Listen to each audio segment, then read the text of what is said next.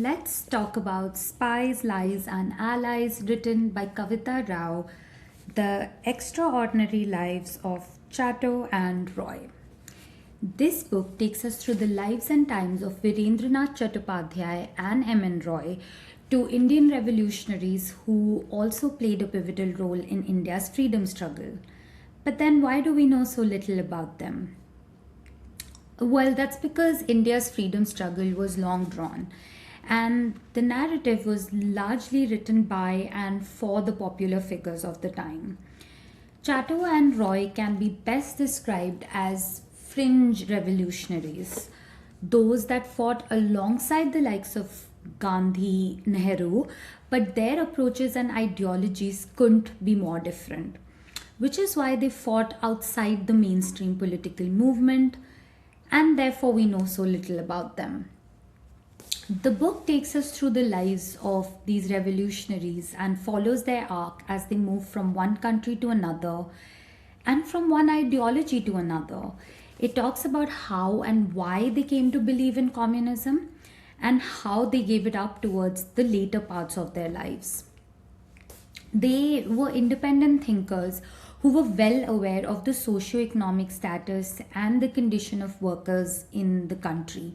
And they also looked beyond the British rule and asked what the future of the country would look like post independence.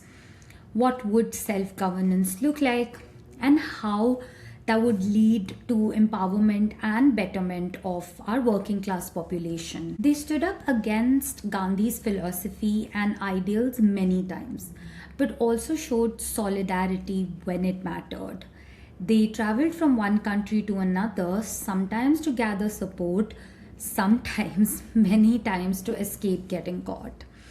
This book reads very much like a spy thriller, and praise to the author for that, because once I started reading, I found it very hard to put it down.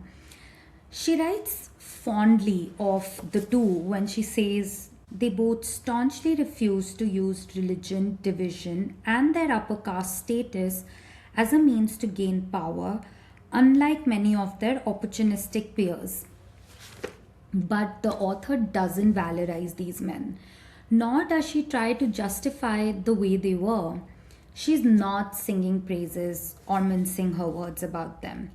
In fact, from the get go, she cautions us by telling us that these men are imperfect, vain, and fallible. One of the most moving chapters in the book is actually about neither men but a woman, Agnes Smedley, who also happened to be Chatto's partner. Her story is one of courage. Her contributions to the Indian independence movement and later to the Chinese communist movement are significant. But the author wants to discern that the woman's courage isn't constantly keeping herself first. She refused to succumb to a life of domestic civility, even when those that she admired couldn't look beyond her gender.